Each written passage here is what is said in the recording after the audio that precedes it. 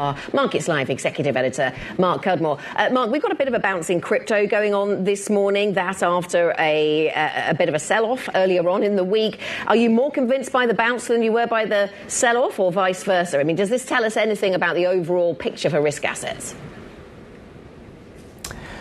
I'm not convinced that crypto is back into a bull market. Our colleague Connor Cooper on my team put out an extremely bullish macro view yesterday, saying we'll be back at fresh record highs soon. I signed off on its publication, even though I thought he was going to be completely wrong and ridiculous, because it was a well-argued view, and that's all I really care about. But ultimately, I think he's going to be wrong on this one. I think that this crypto bounce, we talked about yesterday about MicroStrategy's statement provided a little bit of relief to the market. That's fed through quite strongly, but we're not seeing the full kind of enthusiasm there. We're not seeing the volume, so I kind of think that this probably runs out of steam by the weekend. I still think that the digital asset treasury companies are going to weigh on the sector overall, even if strategy has got a bit of relief, and that crypto is still going to be a negative going into Christmas.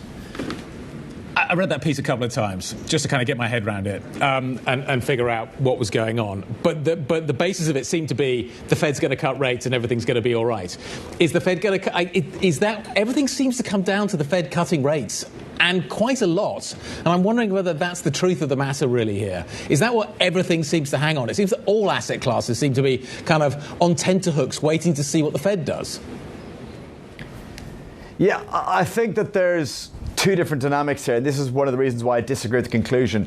As I said, Bitcoin's 10% higher since Connor published the piece, so I'm clearly on the back foot here. But I think that the idea that we've got a Fed which is going to be too easy monetary policy relative to orthodox economics is a negative for the dollar. It's a negative for fiat currencies, and ultimately that's a positive for Bitcoin. My issue here is the time frames. I think that's a reason why crypto might have another boom cycle in it. I just think that the current bust is far from exhausted, and I actually think there's significantly more downside in the next couple of months ahead before we get into another boom cycle. So I think the time frames are mismatched there.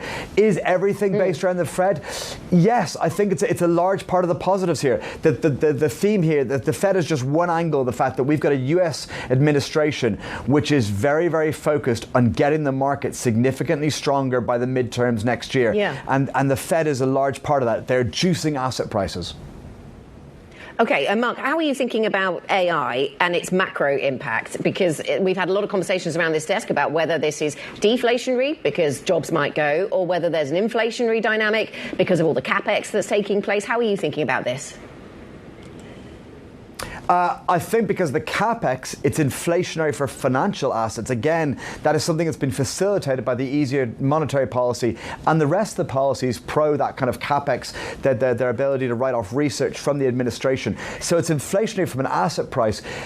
What the impact will be on the real economy is still yet to be decided, and we're not sure we're going to get the full productivity boom through. Theoretically, it could be deflationary, but I don't think we can reach a strong conclusion on that just yet.